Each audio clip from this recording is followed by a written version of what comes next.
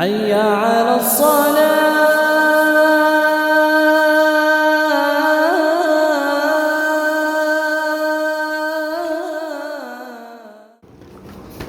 அடுத்து வாட்ஸ்அப்பில் உள்ள ஒரு சந்தேகம், சவுதியில் நமக்கும் இஸ்லாத்திற்கும் சவுதியில் நடக்கும் இஸ்லாத்திற்கு மாற்றமான காரியங்கள் மறுமையின் அடையாளமா கேட்குறாங்க. சவுதியில் இஸ்லாத்திற்கு மாற்றமாக நடக்கிற காரியங்கள் மறுமையின் அடையாளமாண்டா, சவுதியில் என்றைக்கு சவுதி மன்னர்கள் வந்தாலும் அன்றைக்கி மறுமையின் அடையாளம் ஆரம்பிச்சிச்சு. இன்றைக்கி இல்லை, ஒரு 50-100 வருஷம் முன்னாடி ஆரம்பிச்சிருச்சு மறுமையின் அடையாளங்கள். இன்றைக்கி நடக்கிறது, அவர்கள் தங்களுடைய நரகத்தை நோக்கி தங்களுடைய பாதை அமைத்துக் கொள்கிறார்கள். சவுதி மன்னர்கள் தங்களுடைய நரகத்தை நோக்கி தங்களுடைய பாதை அமைச்சிக்கிறாங்க. அத்தனை ஹராம்களை, குறிப்பாக இப்போ இருக்கிற இளவரசர் வந்த பிறகு ஹராமுடைய புனிதத்தை கெடுக்கும் விதத்தில், புனித பூமியோட புனிதத்தை கெடுக்கும் விதத்தில் எல்லா ஹராமையும் செஞ்சுட்டு இருக்கிறாங்க.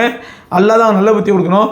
இதில் என்ன பெரிய கொடுமைன்னா, அவங்கள விட பெரிய பாவிகள் யார் அப்படின்னு சொன்னால், அவங்க பாவிங்க புனித ஹராமுடைய கெடுத்துட்டு அல்லாஹ் தீனுக்கு மாற்றமாக, இஸ்லாத்துக்கு மாற்றமான எல்லா ஹராம்களையும் செய்ய விடுறது, இது அவங்க பாவிங்கன்னா, அவங்களோட பெரிய பாவி யார் அப்படின்னா, அந்த மன்னர்களுக்கு இன்னும் முட்டு கொடுக்குறாங்க சில பேர். நம்மளுங்க இன்னும் நம்ம தமிழ்நாட்டில் உட்காந்துக்கிட்டு சில பேர் முட்டு கொடுத்துக்கிட்டு சவுதி அப்படி சவுதி இப்படி, இப்போ பார்த்திங்கன்னா சவுதி பேரையை நம்புகிறோம், சவுதி பேரை ஏற்றுக்கிறோம் அப்படின்னு சொல்லி சவுதி, அதாவது எந்த அளவுக்கு இப்போ அங்கே ஆட்சி நிலை மாறிச்சுன்னா, சவுதி அரசாங்கம் பிறை அறிவித்தால் கூட அந்த விரையை ஏற்றுக்கொள்ளலாமா ஏற்றுக்கொள்ளக்கூடாதான்னு சந்தேகமாயிடுச்சு.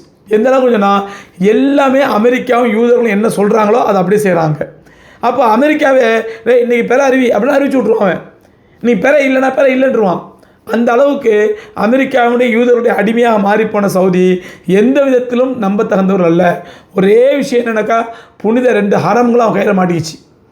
புனித 2 ஹரம்கள் மக்கா முக்கர்ரமாவும் மதீனத்துல் முனவராவும் அவன் கையில் மாட்டிக்கிச்சு.